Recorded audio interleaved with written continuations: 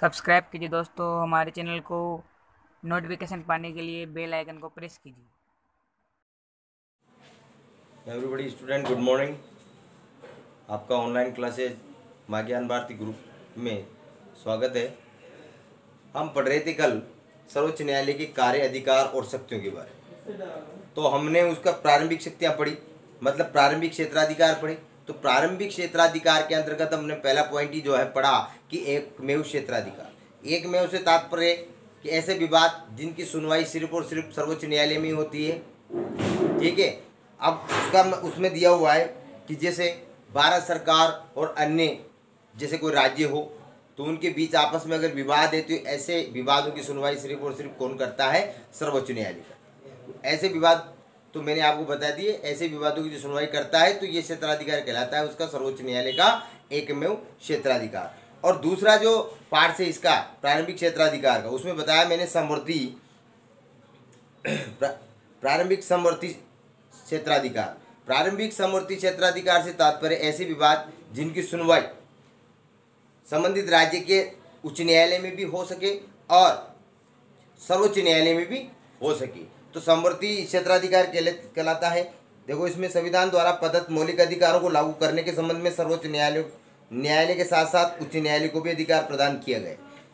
अगर मौलिक अधिकारों का कहीं न कहीं हनन होता है तो उन मौलिक अधिकारों का हनन होने के बाद अमुक व्यक्ति अपने वाद को दायर करने के लिए वो अपने संबंधित राज्य के उच्च न्यायालय में भी जा सकता है और सर्वोच्च न्यायालय में भी वो जा सकता है। ठीक है, ये समवर्ती क्षेत्राधिकार हुआ। अब बात आती है अपीलीय क्षेत्राधिकार। तो अंतिम अपीलीय क्षेत्राधिकार, अंतिम अपीलीय न्यायालय भी किसको कहते हैं? सर्वोच्च न्यायालय। अगर मान लो हमारा कोई वाद है जो जिला खंड न्यायाधीश के समक्ष हमारा वाद क्या हो जाता है? हार जाता है, तो हम उच्च न्यायालय में जाकर अपील करते हैं, वहाँ भी हमारा वाद क्या हो जाता है? निष्फल हो जाता है। तो हम अंतिम रूप से जिस न्यायालय में जाकर शरण लेंगे, अपनी अपील को प्रस्तुत करेंगे, वो कहलाता है अपीलीय क्षेत्राधिकार। तो सर्वोच्च न्यायालय के पास क्या है? अपीलीय क्षेत्राधिकार। तो इसमें दिया हुआ है सर्वोच्च न्यायालय को प्रारंभिक क्षेत्राधिकार के साथ साथ संविधान के अपीलीय क्षेत्राधिकार भी प्रदान किया गया है और भारत का अंतिम अपीलीय न्यायालय भी इसको कहते हैं। क्या कहते हैं इसको? अंतिम अपीलीय न्यायालय। ठीक है, कि इसके पास अंतिम रूप से की जा सकती है उसे समस्त किसे? सर्वोच्च न्यायालय को समस्त जितने भी राज्य हैं और राज्यों की जितने भी उच्च न्यायालय हैं उनके विरुद्ध अपील सुनने का क्या है? अधिकार है। जैसे मान लो अपने राजस्थान का हाई कोर्ट है, उसके विरुद्ध उसने फैसला दे दिया किसी को मृत्युदंड का, तो मृत्युदंड जिस व्यक्ति को मिला है वो व्यक्ति जाकर अंतिम अपील किस में प्रस्तुत कर सकता है? सर्वोच्च न्यायालय में। तो अंतिम अपीलीय न्यायालय सर्वोच्च न्यायालय को कहा गया है और सभी राज्यों के उच्च न्यायालयों के खिलाफ वाद क्या कर सकता है? सुन सकता है वो। ठीक है, उनके विरुद्ध दिए गए निर्णय, जैसे किसी भी उच्च न्यायालय ने अमुक व्यक्ति के विरुद्ध निर्णय दे दिया तो अपने वाद को वो दायर करेगा किसमें? सर्वोच्च न्यायालय में। तो समस्त न्यायालयों के निर्णय के विरुद्ध वो अपील क्या कर सकता है? सुन सकता है। और इसमें क्या क्या दिया हुआ है देखिए आप आगे। अब देखो इसमें देखो इसको सर्वोच्च न्यायालय के अपीलीय क्षेत्राधिकार को निम्न 4 भागों में विभाजित किया गया है: संवैधानिक, दीवानी और फौजदारी। संवैधानिक के अनुच्छेद 132 के अनुसार यदि उच्च न्यायालय ये प्रमाणित कर दे कि विवाद में संविधान की व्याख्या से संबंधित कानून का कोई महत्वपूर्ण प्रश्न निहित है तो उच्च न्यायालय के निर्णय की अपील सर्वोच्च न्यायालय में की जा सकती है। मतलब जैसे कोई उच्च न्यायालय है, किसी वाद को वो सुन रहा है और सुनने के उपरांत उसको ये लगे कि मेरे द्वारा दिए गए निर्णय में कहीं न कहीं संवैधानिक प्रश्न अभी छूट गया है या शेष रह गया है, मैं इसकी व्याख्या सही ढंग से नहीं कर पाया हूँ, तो वो उस वाद को किसके लिए प्रेक्षण कर सकता है? किसके लिए भेज सकता है? सर्वोच्च न्यायालय के लिए। तो ये कौन सा कहलाया? संवैधानिक। मतलब अपील सुनने में उच्च न्यायालय के द्वारा कहीं न कहीं संवैधानिक प्रश्न उसमें शेष रह गया हो, कोई भी दिए गए निर्णय में क्या शेष रह गया हो? संवैधानिक प्रश्न, और उसकी व्याख्या सही ढंग से हाई कोर्ट्स के द्वारा नहीं की गई, तो सर्वोच्च न्यायालय को यह अधिकार दिया गया है संवैधानिक। संविधान के सभी प्रश्नों की सही ढंग से व्याख्यात्मक ढंग से विवेचना करना, संविधान की ढंग से विवेचना और व्याख्यात्मक ढंग से प्रस्तुत करने का भी इसको अधिकार है। ठीक है, अब बात आती है दीवानी। दीवानी में क्या दिया हुआ है देखिए आप लोग। इस संबंध में मूल संविधान के अंतर्गत यह व्यवस्था है कि उच्च न्यायालय में सर्वोच्च न्यायालय में केवल ऐसे ही दीवानी विवादों की अपील की जा सकती है जिनमें विवादाग्रस्त राशि 20,000 रुपये से अधिक हो। पहले क्या था, 20,000 रुपये से अधिक की राशि। ठीक है, ऐसे विवादों की सुनवाई सर्वोच्च न्यायालय करता था। लेकिन 1973 में हुए संविधान संशोधन द्वारा अनुच्छेद 133 में, इसमें आर्टिकल कौन सा, 133 में संशोधन हुआ 1973 में 20,000 की राशि, 20,000 की राशि को जो है हटा दिया गया है। क्या कर दिया गया है, हटा दिया गया है। तो क्या कहा है इसमें देखो आप, 20,000 रुपये से अधिक हो, किंतु 1973 में हुए 30वें संविधान संशोधन, कौन सा संशोधन, 30वां, याद रखिएगा 30वां संविधान संशोधन, कौन सा संशोधन, 30वां संविधान संशोधन, याद रखिए 1973 में हुआ 30वां संविधान संशोधन, आर्टिकल 133 में उल्लेखित है। तो इसमें क्या कहा गया आगे देखो आप, 133 में संशोधन कर उक्त धनराशि की सीमा 20,000 हटाते हुए अब निश्चित किया गया है कि सभी दीवानी विवादों की अपील सर्वोच्च न्यायालय में की जाएगी। कब की, देखो दीवानी जो विवाद हैं, पहले तो ये नियम था कि 20,000 से अधिक राशि से संबंधित विवादों की सुनवाई सिर्फ और सिर्फ कहाँ होगी, सर्वोच्च न्यायालय। लेकिन 30वां संविधान संशोधन आर्टिकल 133 में उल्लेखित है और ये 30वां संविधान संशोधन 1973 में किया गया। इस बात का उल्लेख किया गया कि उक्त धनराशि को 20,000 से अधिक धनराशि की सुनवाई होती थी, लेकिन वो 20,000 का जो नियत मान था, कांस्टेंट राशि थी 20,000 से अधिक वाली, उसको विलोपित कर दिया गया है। कौन से 30वें संविधान संशोधन में, उसका उल्लेख अनुच्छेद 133 में किया गया है। और कब किया 30वां संविधान संशोधन, 1973 में। तो याद रखिएगा दीवानी विवादों की राशि को बिल्कुल समाप्त कर दिया गया है। इसके बाद आती है फौजदारी। फौजदारी के क्षेत्र में उन विवादों में उच्च न्यायालय के निर्णय के विरुद्ध सर्वोच्च न्यायालय में अपील की जा सकती। मैंने थोड़ी देर पहले आपको बताया कि फौजदारी जो है ना विवाद है, उनसे संबंधित सभी उच्च न्यायालय के विरुद्ध अपील सुनने का अधिकार सिर्फ और सिर्फ किसके पास है, सर्वोच्च न्यायालय के पास। ठीक है, अब इसमें क्या दिया है, कौन कौन सी कंडीशन में विवाद सुनेगा, वो कंडीशन मैं आपको बताता हूं।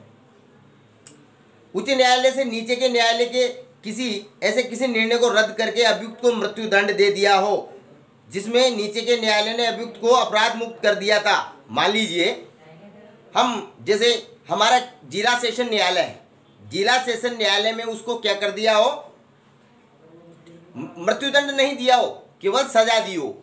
ठीक है, आजीवन कारावास, और आजीवन कारावास को कन्वर्ट करके राजस्थान उच्च न्यायालय उसको मृत्युदंड की सजा सुना दे, तो सर्वोच्च न्यायालय में वो क्या कर सकता है, उच्च न्यायालय के द्वारा दिए गए फैसले के विरुद्ध अपनी अपील दायर कर सकता है, अपने वाद को प्रस्तुत कर सकता है। कहां पर, सर्वोच्च न्यायालय।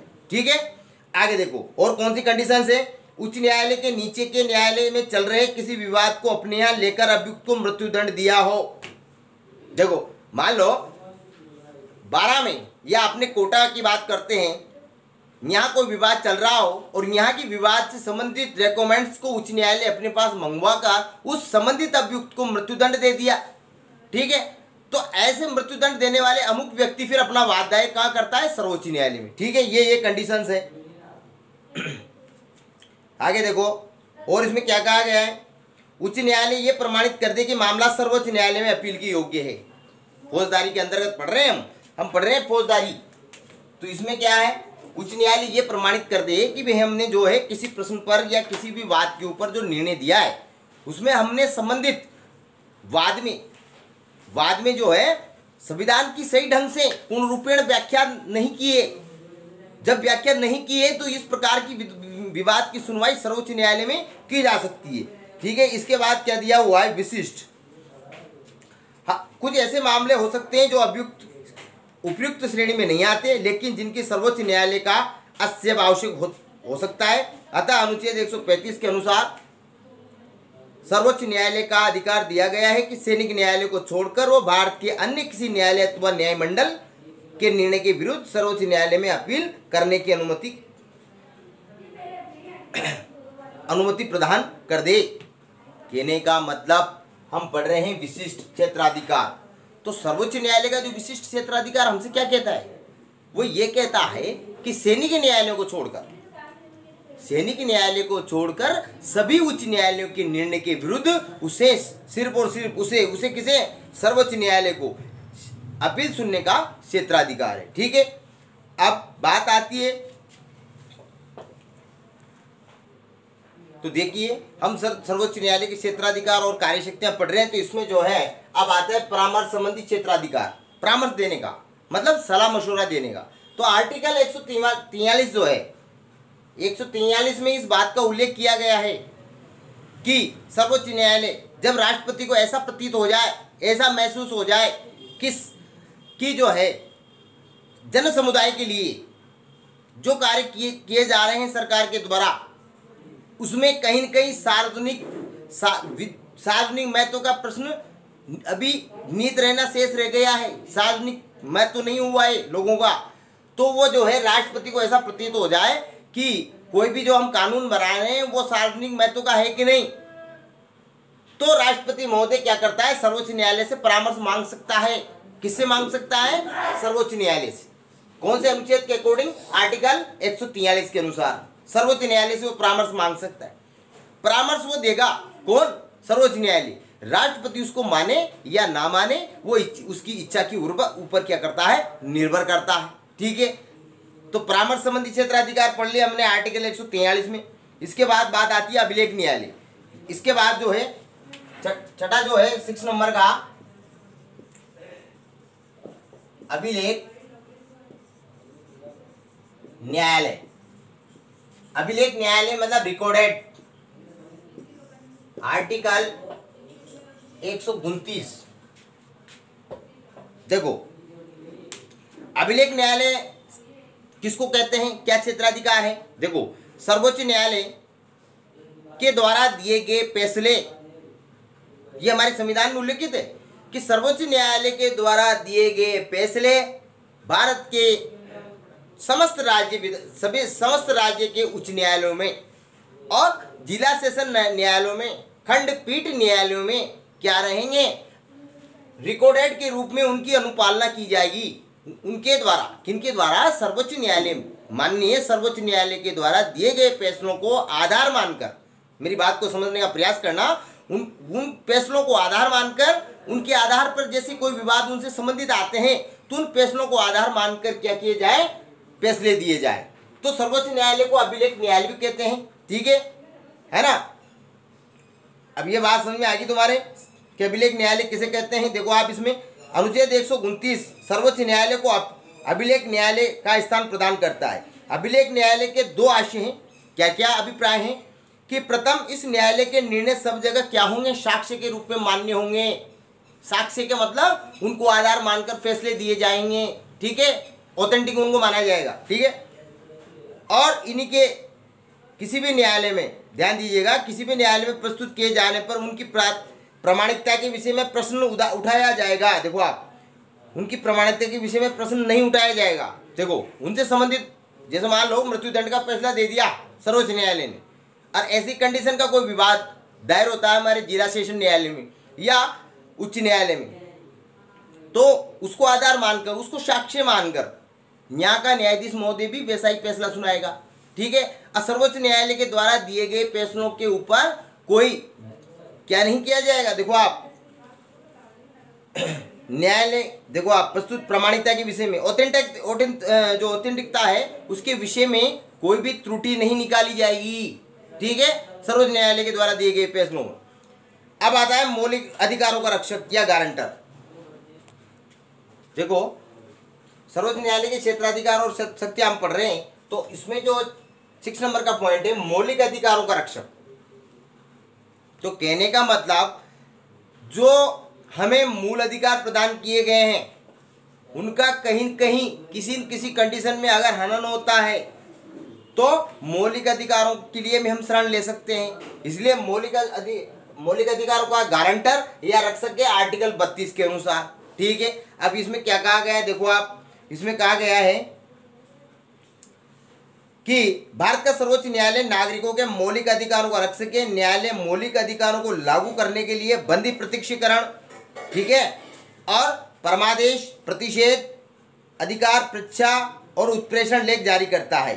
तो इसमें देखो आप मौलिक अधिकार क्या करते हैं, मौलिक अधिकार को बदलने के लिए परिवर्तित कराने हेतु नागरिकों को उच्चतम न्यायालय में समावेदन का अधिकार है। क्या कर सकता है, अपने वाद दायर कर सकता है।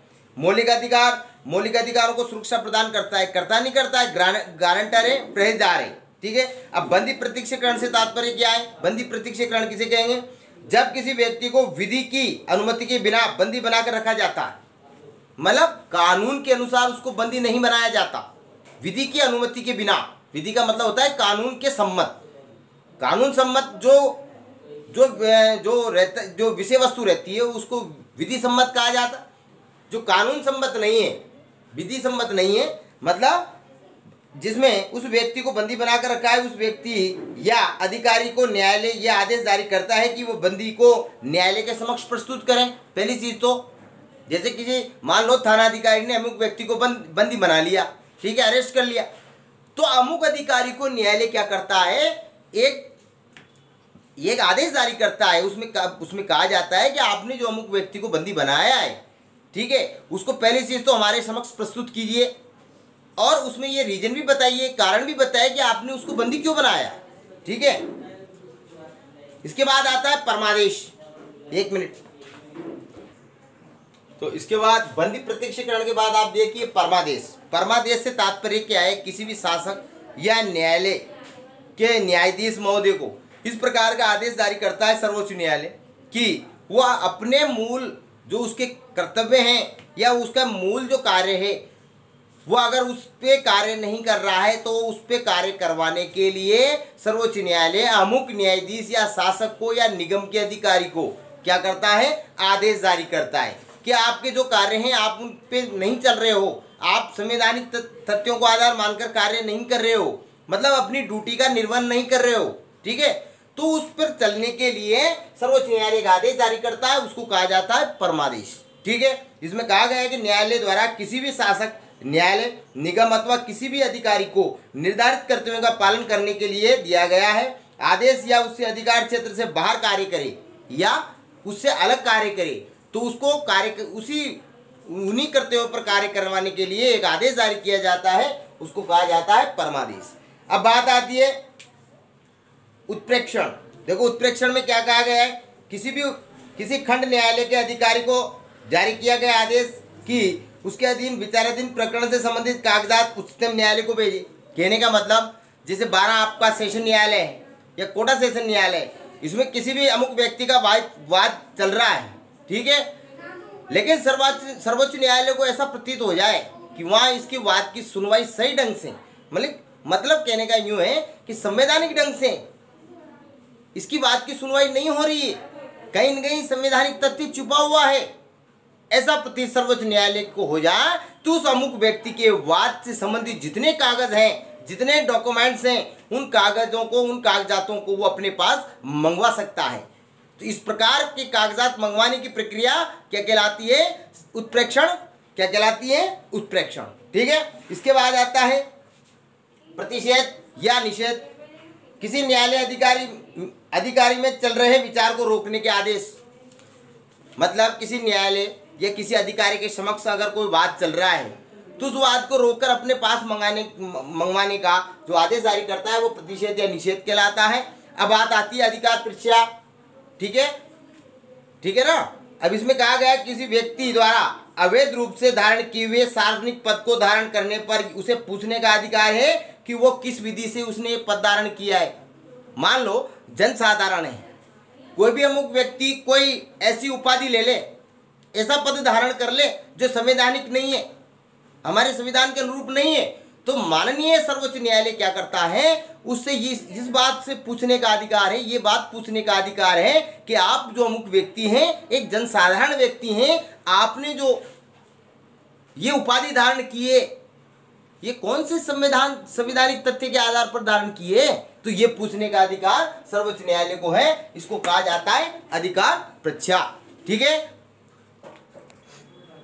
देखिए अब नेक्स्ट टाइम हमारा है संविधान का संरक्षण या न्यायिक पुनर्विलोकन या न्यायिक पुनरावलोकन। कहने का मतलब है दोबारा से जांच करना। ये हमारा सर्वोच्च न्यायालय का एकाधिकार है और ये मैं आपके लिए इंपोर्टेंट भी लगा देता हूँ। अभी ये क्वेश्चन पूछा जाता है बोर्ड के द्वारा अधिकतर। तो इसमें कहा गया है, देखिए आप क्या कहा गया है इसके अंदर कि मतलब कोई भी संसद के द्वारा या राज्य के विधानमंडल के द्वारा कोई भी कानून बनाया जाता है तो उसके अगर ऐसा प्रतीत हो जाए सर्वोच्च न्यायालय को कि इसमें संवैधानिक तथ्यों का उपयोग नहीं किया है पूर्ण रूपेण, ठीक है, तो उसकी दोबारा से जांच करना, पुनरावलोकन करना या न्यायिक पुनर्विलोकन या न्यायिक पुनरावलोकन दोनों एक ही मीन्स निकलता है दोनों का। उसको हम न्यायिक पुनर्विलोकन भी कहते हैं या न्यायिक पुनरावलोकन भी कहते हैं, दोबारा से जांच करना। तो इसमें क्या कहा गया है, देखो आप, संविधान के द्वारा सर्वोच्च न्यायालय क्या कहा गया है, सर्वोच्च न्यायालय को संविधान के संरक्षण का कार्य भी प्रदान किया गया है, जिसका अर्थ यह है कि सर्वोच्च न्यायालय को कानून की वैधानिकता की जांच करने की शक्ति प्रदान की गई है। सर्वोच्च न्यायालय को क्या की गई है, जो संसद या राज्य के विधानमंडल के द्वारा जो कानून बनाए गए हैं उनकी जांच करने का एकाधिकार भी दिया गया है, ठीक है। इसमें क्या कहा गया है, अनुच्छेद 131 और अनुच्छेद 132 में सर्वोच्च न्यायालय को संघीय तथा राज्य सरकारों द्वारा निर्मित विधियों के पुनर्विलोकन का अधिकार देता है, ठीक है। 131 के तहत तो क्या करता है सर्वोच्च न्यायालय, संसद के द्वारा बनाए गए कानूनों की वैधानिकता की जांच करता है। और आर्टिकल 132 में क्या करता है, समस्त राज्य के विधानमंडल के द्वारा बनाए गए कानूनों की क्या करता है, निष्पक्ष रूप से जांच करता है, पुनरावलोकन करता है या पुनर्विलोकन करता है, ठीक है। अब इसमें आगे क्या कहा गया है, यदि संघीय संसद या राज्य विधानमंडल संविधान का अतिक्रमण करते हैं, क्या करते हैं, संघीय संसद मतलब ऐसा कानून बनाती है, ऐसे प्रस्ताव बनाती है ना, ऐसी विधि सम्मत कानून बनाती है जिसमें संविधान का कहीं न कहीं क्या हो रहा हो, अतिक्रमण हो रहा हो, उसके संस्थागत ढांचे में क्या हो रहा हो, फेरबदल हो रहा हो, मतलब फेरबदल हो रहा हो, उसके स्ट्रक्चर में कहीं कहीं क्या हो रही हो, आकृति में विकृति आ रही हो, ठीक है। तो फिर उसकी जांच करता है संसद के द्वारा बनाए गए कानून की जांच आर्टिकल 131 के तहत कौन करता है, सर्वोच्च न्यायालय। और समस्त राज्य के विधानमंडल के द्वारा अर्थात विधानसभा के द्वारा बनाए गए कानून की जांच करता है अनुच्छेद 132 के तहत। आगे कहा गया है, यदि संघीय संसद या राज्य विधानमंडल संविधान का अतिक्रमण करते हैं या मौलिक अधिकारों के विरुद्ध विधि का निर्माण करते हैं, जो हमारे मूल अधिकार हैं उनके खिलाफ या उनके विरुद्ध क्या करते हो, विधि का निर्माण करते हो, मतलब कानून का निर्माण करते हो, तो संघीय संसद या राज्य विधानमंडल द्वारा निर्मित ऐसी विधि को सर्वोच्च न्यायालय क्या कर सकता है, अवैधानिक घोषित कर सकता है। अवैधानिक का मतलब वैधानिक नहीं है, कानून सम्मत नहीं है। अवैधानिक से तात्पर्य क्या है, कानून सम्मत नहीं है, अवैधानिक है अर्थात विधि सम्मत नहीं है, संवैधानिकता के अनुसार नहीं है, ठीक है। सर्वोच्च न्यायालय की शक्ति को न्यायिक पुनर्विलोकन या न्यायिक पुनरावलोकन कहते हैं। तो ध्यान दीजिए, न्यायिक पुनर्विलोकन या न्यायिक पुनरावलोकन से तात्पर्य एक ही मीन्स में निकल जाता है कि संसद के द्वारा बनाया गया ऐसा कोई कानून जो क्या नहीं हो, संसद मतलब संविधान के विपरीत हो या संवैधानिक तथ्यों के आधार पर नहीं है, तो उसकी जांच आर्टिकल 131 के तहत सर्वोच्च न्यायालय करेगा, ठीक है। मान लो आपकी राजस्थान की विधान परिषद या विधानमंडल है, जिसमें विधान परिषद और विधानसभा दोनों आ जाती है विधानमंडल के अंतर्गत, ऐसा कानून बनाती है जो संवैधानिक तथ्यों के अनुरूप नहीं है या कहीं कहीं मौलिक अधिकारों की क्या कर रही हो, खंडना करती हो, ऐसा कानून या खंडना करता हो, तो उसकी जांच करने के लिए सर्वोच्च न्यायालय ने कानून बनाया आर्टिकल 132 के तहत। उस जांच को न्यायिक पुनरावलोकन या न्यायिक पुनर्विलोकन कहा जाता है, ठीक है। प्लीज लाइक कर दीजिए, सब्सक्राइब कर दीजिए और बेल आइकन को प्रेस कर दीजिए। देखने के लिए धन्यवाद।